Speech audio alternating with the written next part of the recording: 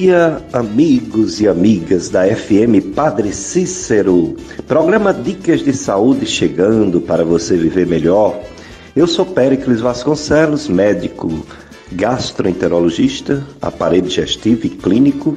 Estou aqui com o Paulo Sérgio, operador de som, para conduzir mais um programa Dicas de Saúde nesse dia 17 de julho. Domingo do Senhor, 9 horas, a missa, transmitida pela Rádio Padre Cícero, daqui da paróquia Sagrado Coração de Jesus. Hoje, o Evangelho da semente que cresce, fica uma árvore enorme, dando frutos.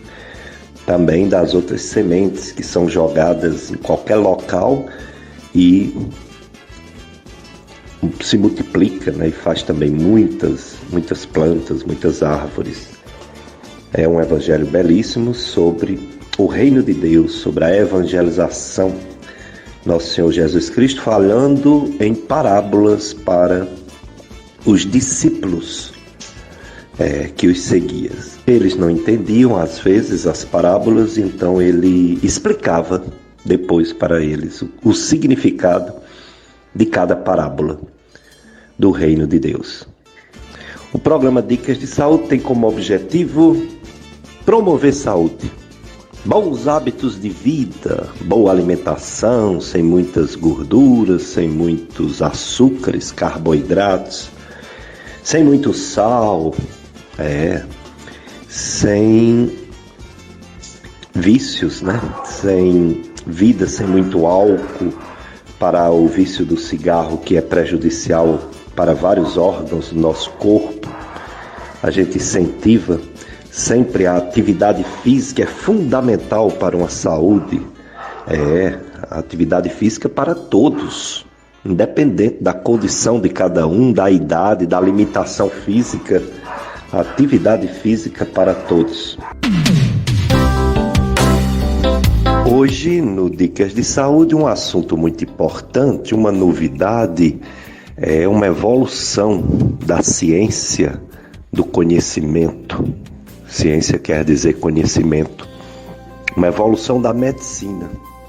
Uma ferramenta valiosa que torna mais fácil, ou pelo menos mais provável, decidir qual o tratamento para cada doença, para cada pessoa.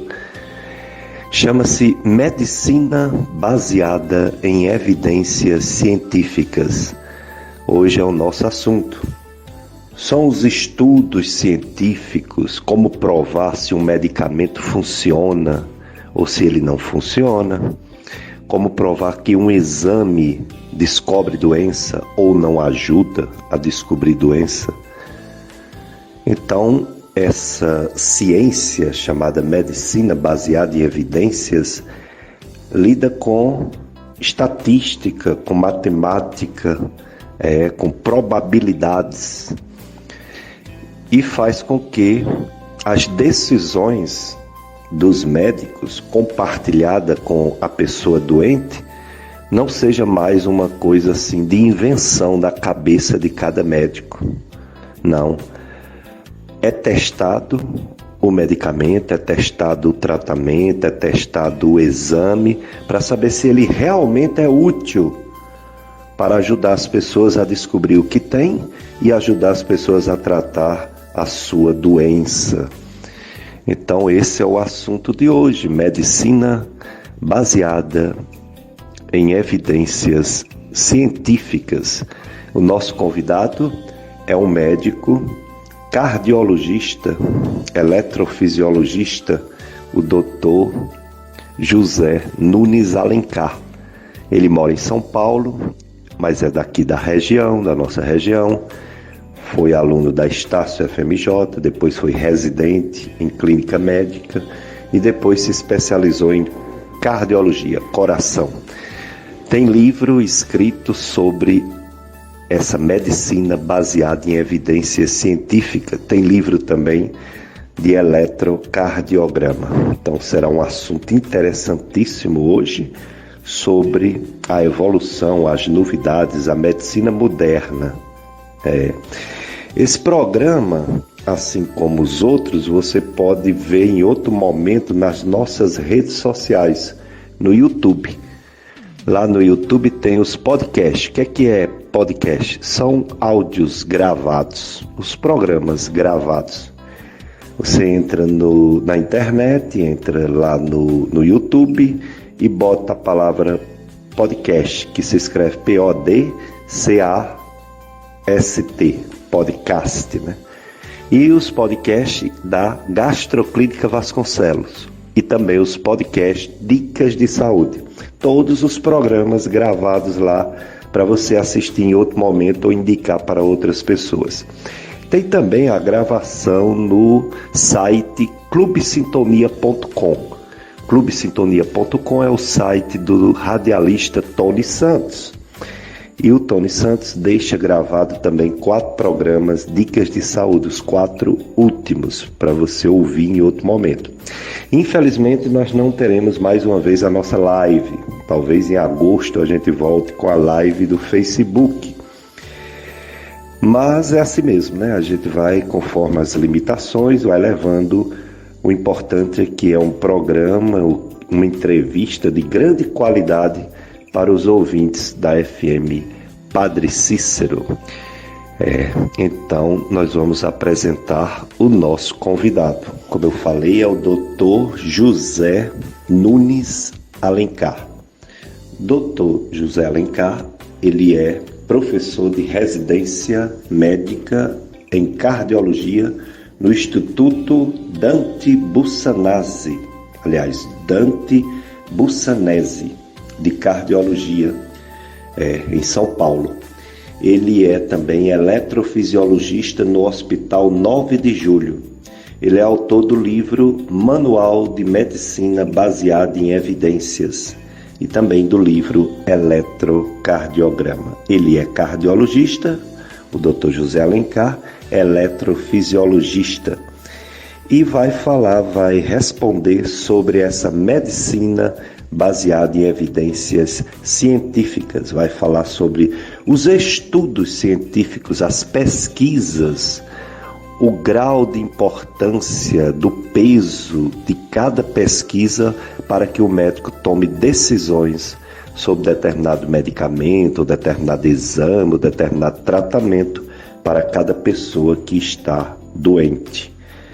Então, o nosso Dr. José Alencar vai falar sobre tudo isso e desde já agradecemos por ele ter aceito nosso convite para dar essa entrevista na FM Padre Cícero. Dr. José Alencar, nos explique a mim, aos ouvintes da FM Padre Cícero, o que é a medicina baseada em evidências científicas. O que ela traz de tão importante para que um médico tome uma decisão de passar um remédio, de instituir um tratamento para uma determinada pessoa? Olá, professor José Péricles, bom dia aos ouvintes da rádio FM Padre Cícero. É um prazer estar aqui, é um prazer falar sobre isso, eu gosto muito desse tema. De fato, eu trabalho com isso quase que diariamente. A medicina baseada em evidências científicas, ela é um movimento moderno, recente na medicina, recente que eu quero dizer de 40, 30 anos para cá. Esse é um movimento que percebe que a medicina, uma boa parte dela cresceu fundamentada em coincidências, em casualidades, sabe, professor? Em coisas que alguém conta para o outro e aí pronto, já vira uma verdade, só porque existiu a narrativa, né? Eu vou dar um exemplo. A medicina baseada em evidências, ela tende a evitar aquela enxurrada de estudos científicos que são falsos. Quem não trabalha em medicina baseada em evidências, ela vê aquele estudo científico como um estudo, só porque foi publicado, é verdadeiro. Então pronto, eu tenho que acreditar naquele estudo. E a medicina baseada em evidências vem dizer, não, peraí, calma lá, talvez não seja verdadeiro o que está escrito lá. Leia direitinho, como se fosse um investigador, lendo o artigo. Tente procurar aqui onde é que estão os atalhos estatísticos que os estatísticos fizeram para poder te convencer de que esse remédio é bom e tal. E ele também pode ser aplicado, esse pensamento, até na simples, que não é simples, na verdade, ela é um dos fundamentos da nossa profissão, não é, professor? Como médicos, na simples interpretação de exames também. Então, o médico que é baseado em evidências científicas, ele não recebe um exame como positivo ou negativo, e nem como verdadeiro positivo ou falso positivo, verdadeiro negativo, falso negativo. Ele vai além disso, de saber se é verdadeiro ou falso. Ele calcula na cabeça dele, ou com algumas ferramentas estatísticas que podem ser usadas, qual é a probabilidade de ser verdadeiro ou falso. Professor, não é incomum eu pegar no meu consultório pacientes que fizeram algum exame, que deu positivo, e que depois eu mostro para ele, ó, a possibilidade desse exame ser falso positivo é, sei lá, chutando aqui um caso hipotético, é de 98%. A probabilidade de ser falso é 98%. Então, essa é a importância da medicina baseada em evidências. Ela vem para tentar desfazer essas inconsistências que existem nos nossos exames e nos estudos científicos que existem. Estatisticamente elas estão aí, elas estão presentes no mundo, né? E a gente tenta fazer uma medicina mais racional, mais demonstrando assim, olha, esse teu exame ele pode ser falso positivo, falso negativo, a gente tem que repetir, a gente tem que ir aqui por outro lado para tentar dar essa resposta. Esse é o movimento mais importante que a medicina baseada em evidências traz para nós. Bom dia, Dr. José Alencar, cardiologista, especialista em arritmias cardíacas e estudioso na boa prática da medicina baseada em evidências científicas, autor de 2 livros.